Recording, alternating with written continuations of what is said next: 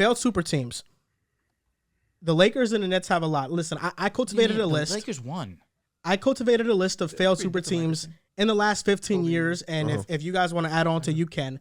Number one, I do think it's these Nets, the 19 to 23 Nets. Kyrie, KD, Harden, never winning championship. That takes a cake for me. Number two, the 12-13 Lakers. Steve Nash, Kobe, Artest, Gasol, Dwight Howard. They were a failure. Number three, the 2011 to 2017 Clippers with Chris Paul, Blake Griffin, DeAndre Jordan. They had a bunch of role players. I feel like they should have at least went to the conference finals. They never did that. Number four, the 13-14 Nets. Darren Williams, Joe Johnson, Pierce, KG, Lopez. I mean, that was supposed to be a super team. It never became that. And the fifth one, this is where I stopped, and then I have honorable mentions. 17-18 OKC. Westbrook, Paul George, Carmelo. They got eliminated in the first round each year. Those are my five teams. I don't know if you guys want to add on to that. The one that definitely came to mind was the Lakers. Of course, the Nets, without a doubt. I don't really have too many other ones that were formally built and failed per se, because really you nailed all of them. I think there's more disappointments than failures. Yeah. It's like, because technically this isn't a super team because it was drafted, but of course the Thunder with Kevin Durant, Russell Westbrook, and Harden, although they were together for a short period of time, them not winning anything is disappointing, but they were drafted. You can't necessarily claim that as a super team, even though it technically is. But Harden wasn't a superstar at the time. The Clippers right now with Kawhi and Paul George? No. The Those one Clippers, he referred to in his like list. Was Chris Paul. You talking about Chris Paul? I wouldn't say that was a super team, but it was a great team. Yeah, That it was disappointed. a great team. It wasn't a super team, but we looked at that like Chris Paul. They should have got one. They should have got one. Lob City definitely underachieved. No doubt about it. And also James Harden. So is underachieving the same as failing? Yeah, if you don't win a championship. If you don't win a chip. No. You don't win a chip. Because I think like the Rockets with there is Chris a Paul and difference, Harden underachieved, but they lost to the Warriors. So I think I think like teams like the 08 Celtics, they underachieved. The Lakers, like you guys right now, the Lakers, they have underachieved. You know, they got one ring, but they didn't win another, and we feel like they should have won more. I'm fine with. No, I don't like that for the fact that obviously Kawhi. Don't do that because Kawhi and Paul George teamed up to try and beat that team in LA. You're still an underachiever. What does that have to do with? We won a championship, but you still underachieved. You should have more than one. All right. So now we're getting into semantics. This is where I don't know, no doubt. But the whole point is failed super teams. And I asked, is failing or underachieving? And we said no. There's a difference. Right, because there's teams that underachieved, and I named two. Okay. You got defensive. You did. And I wasn't trying to disrespect. If you want to say that, fine. But at the same time, what's the point of this when the whole point is failures? I understand, but then I just said it's more teams that underachieved than failed. Got it. That's all I said. Kawhi and PG are definitely trending towards failing, though. Oh, yeah. For sure. 100%, yeah. They'll win this year, though. Oh, really? Wouldn't it be the same thing, though? Do you fail to achieve the goal? You can do both, but if they there are only win times, one, and the Lakers only win one. How isn't that? No, you can do both, but there's scenarios where you can underachieve. No, he's kind of right. Yes, it is. He's kind of right. If I'm a B student and I'm getting a D+, I underachieve. But if I get an F, I failed. Yeah, I guess in that scenario also you do win, but at the you still fail the inevitable goal. Here we go, because this is Riv's example of underachieving. The Lakers were supposed to win multiple championships. They didn't. They underachieved, but they didn't fail because they won one. So yes, correct. There's a difference. I had to fix that real quick because my brain started to fail me also. Do you guys think this current Nets one is even worse just because of the talent? Like the Heat winning 2 championships and not winning more. Underachieved in people's eyes, but not failures because, of course, they won 2. That's fair. Yeah. Do you guys think this Nets team underachieved more, even though, do you not care about the double whammy of giving up Jaylen Brown, Jason Tatum? What are you saying? What do you mean? No, the Nets are just horrendous. The KG Paul Pierce, obviously, it was one of the bigger ones, but Joel said this version of the Nets was a bigger failure because the talent was better. But if you look at the old Nets team, you gave up down the line Jaylen Brown and Tatum. So you're saying that one's even more of a failure. Worse because not only did it fail, but you gave up 2 cornerstone players. They gave up Jared Allen to get Harden and stuff, though, too. That's true, but is it going to be as bad as JT and... Wait, what do you mean? Jared Allen and Pick. Why did you say that? Tatum. I don't know if Jared Allen's a pivotal part to the Cavs. And then you repeat about, he's right. He's right. Yeah. We're talking about Tatum and JB. I wasn't comparing them, but he made a valid point. He did. But those Rockets pick could be very, very valuable. So then the Clippers is on the way. They get lost. Oh, because they gave up SGA and now OKC is in one of the... No, man, y'all making this way too deep than what it is. No, they failed. Yeah, they did. They only have one ring. The worst part about the Nets is that both of those failures are so close. Yep. Yeah. Yeah, Like, exactly. pretty much They back had to two back. super teams. I I mean, basically, the failed great teams, I guess, are the Nets, Lakers, Lakers, So did he? Clippers. Like, really, what makes up this list are the Lakers, Nets, Clippers. What other Lakers team do you have on there? The Kobe, Meta World Peace. Nash. No, you had No, the he Nash. kept You had Nash, Dwight. Kobe, Dwight. Do we count Russ, AD, LeBron as a failure or no? It has to be, right? I guess. Is it a super team? I mean, you thought they was going to win 6-5 games. LeBron and AD got a ring though, so Exactly. Yeah, LeBron and AD are success. Yeah, to a that degree. duo is a success. But the I thought you trio, was gonna say Gary, Payton, Karl Malone, Kobe, Shaq. That's Yeah, another. That's a big. That's time another. failure. I was gonna bring that one up, and I was gonna bring up the '97 Rockets too. you With going way back. Hakeem, in- Barkley, in- Pippen. Yeah. You going way Yeah. back in the vault, old ski. Okay. No, was Pippen wasn't thinking on that about one. No, he Not was. the Hey, we 97. got to start with Oh, the yeah, Clippers though, because again, the Clippers. That was Hey, not they on the heater. I just want to let y'all know. DeAndre Jordan. See, Pee Wee, what you doing is you underrating this team. Oh my god. Because you look, I think what you looking at, Pee Wee, is I think you looking at what's going on today as opposed to what was going on back then. So you got a first team all league performer in Chris Paul. You got arguably the best league guard in the game. That's number one. Mhm. Blake Griffin in the 2013 season, he finished third in the league He was a dog. He was a in dog. MVP votes, right? So he finished third in the league in MVP votes. He was arguably the best four-man in the game. DeAndre Jordan actually made first team All NBA He did. and didn't make the All-Star team, right? You got one of the best Pascal Siakam sharpshooters type shit. in the game in JJ Redick. Redick.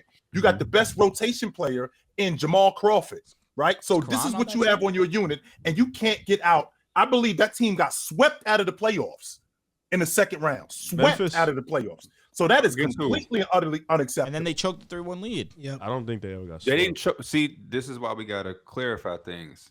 Yep.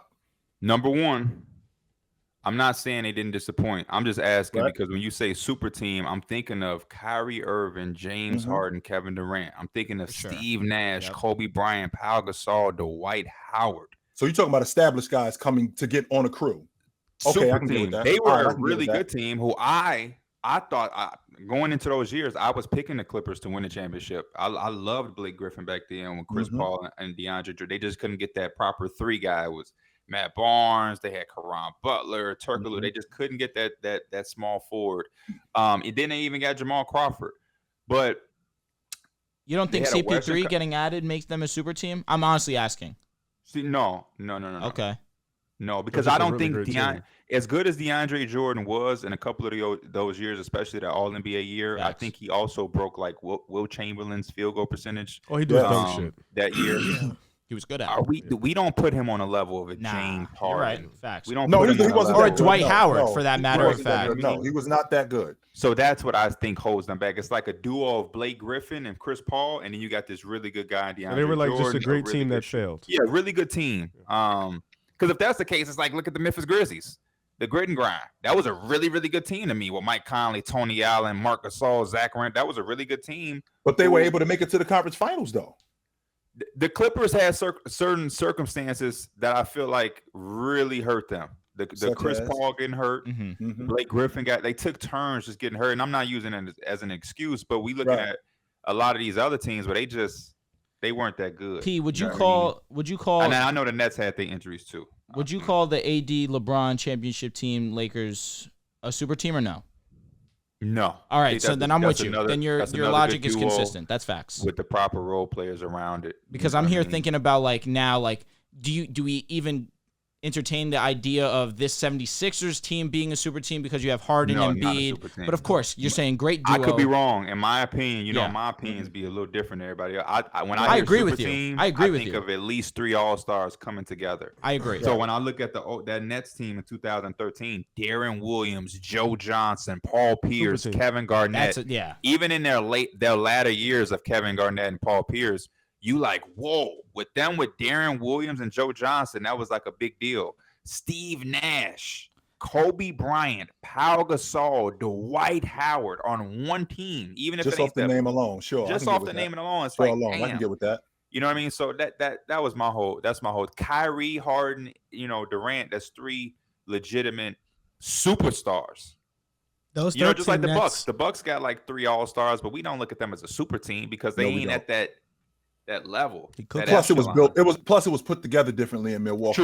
True. I still think that this Brooklyn's team, as much as you guys talk about those failed super teams, I think this has been a ridiculous failure, and it's the worst failure that I've seen of all the teams. We're talking about Kevin Durant and Kyrie Irving. The reason why they got together, the reason why this crew got together, he left Golden State to get with Kyrie Irving to prove that I can win as the guy on my own team. So he and it didn't happen. And it was just a bevy of injuries and underperformances, and it didn't work, and it failed ridiculously. And what they had to give up to get to that point, and now this is where they are, which posed my question, which I still haven't gotten a satisfactory answer on. Why is Kevin Durant still on this roster? You don't think he costs too much? You don't think he costs too much? OG, you don't think that the Nets can maybe salvage this in any way, shape, or form? You're praying they do. So Joel, just really quick, I'm looking at the landscape of the Eastern Conference, which has gotten so much better over the last couple of years, right? So we're starting this with the trades that we just made. So we're gonna go Spencer Dinwiddie at the 1, right? We're gonna go Finney Smith at the 2. We're gonna go Royce O'Neal, Kevin Durant, and Claxton. That's our 5. And we're gonna get them behind T.J. Warren. We're gonna get them behind Curry, Ben Simmons, Joe Harris, Ben Simmons, who I don't even think he wants to play basketball anymore, to be quite honest with you, right? So and want to be, I believe that's his name. Cam Thomas, OG. Cam Thomas. We're gonna get to him in a minute. We're gonna get to him in a minute. but with that 5 and those reserves that I just mentioned, do you think? Let's just take the first round out off the table for a second. With that unit that I just mentioned, they're going to have to see either Boston, Milwaukee, or Philadelphia in the semifinals. Can they beat any of those teams? Can they? I wouldn't favor them, no. And that's maybe a cop-out answer, but against Philadelphia, I think Joel Embiid is going to average 35+ in that series. And it's not because Claxton isn't good. It's just that they're switching defense. It's going to have a lot of favorable mismatches. Yeah, but, the Nets switch a lot. And DeAndre Ayton had a big-time game last game. The Celtics have what the Nets have, the depth, but they have the star power too. And the Bucks are a championship DNA team. What sucks about the Nets is that, and this is why I want to get your guys' opinion on this, is that I was really disappointed with Kyrie Irving because I thought this team had championship potential. They had the role players. They had Kyrie and KD. If they made one more move, I would have liked this team's chances against any team in the East a lot. But I understand it's a business. I understand Kyrie did what he felt was best for him. But it's just a disappointing ending. I really do think so. And I would love to get your thoughts on how that whole thing ended and where you stand on Kyrie in the situation.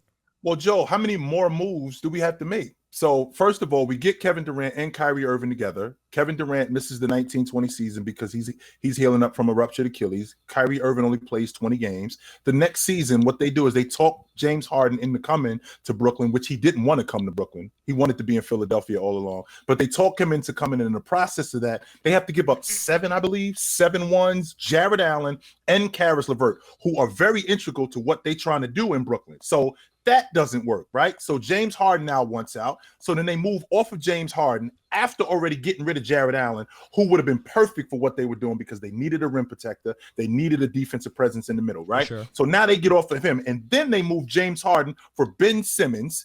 And then this doesn't work. So now what you want to do, in addition to Kevin Durant getting hurt last year and the year before that and not playing. So 2 of the 3 years, he either got hurt or he didn't play. Kyrie Irving broke down in the playoffs in 21. Last year, he was in and out of the lineup. And then this year, he's been in and out of the lineup. So now you want them to make another move. They've accommodated these 2 guys. This thing has been built entirely around these 2, and it's been a ridiculous failure. So because of that, and you just mentioned with the team that I just gave you, that you don't think that they could get out of the semifinals, why are we still holding on to Kevin Durant? Why aren't we starting over?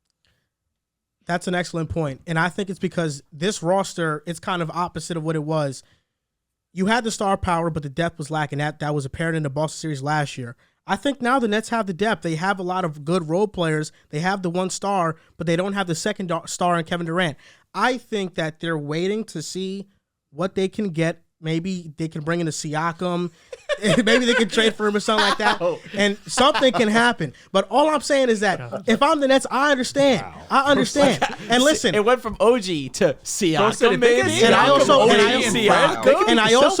also think right now, if I'm the Nets, if Kevin Durant asked out tomorrow, I would not be surprised. If he's traded, I would not be surprised. But I think the Nets are looking at this from the perspective of, okay, KD, listen, Kyrie's gone. Let us try to figure this out. In the offseason, if you want to be traded, we'll get more value for you because, teams are going to be willing to trade more in the offseason than they are right now in the middle of the season because it's less of an overhaul to the roster currently. So I think that they can get more for KD in the offseason, and then they can start over. But listen, with the Nets, I understand it's a failure. It would be looked at as a failure. Year 1, Kyrie didn't play. KD was recovering from his Achilles. Year 2, if they were healthy, they would have won the championship. I stand on that. James Harden, Kyrie, KD, healthy, we're winning the championship. I believe in that. It doesn't. Year 3, Harden asked for a trade. Kyrie Irving, the COVID thing, not taking a vaccine. He misses every single home game. He plays less than 30 games. And then this past year, they get swept. Please add that. This past year, Jock Vaughn, I thought reignited this team. Please do not leave that out. That's very important. He tried to leave it out. They got swept by the Celtics. Please, got swept, and it was the worst that KD's looked in the playoffs here. And Kyrie tried to leave that out. Yeah, don't leave that out. And Kyrie didn't play good, and KD didn't play great. Please add that. Do not leave it out. They added players. Yeah, and Ben Simmons sucks. It wasn't him, though. Claxton is taking a huge big You said they added players. Ben Simmons isn't good, and those players didn't move Kyrie that much because he still left. Kyrie left, I thought, for other reasons but the team and the players that were on the team. Thought he was never going to leave KD. He was never going to leave Boston. Yeah. I ain't going to leave my guy 7.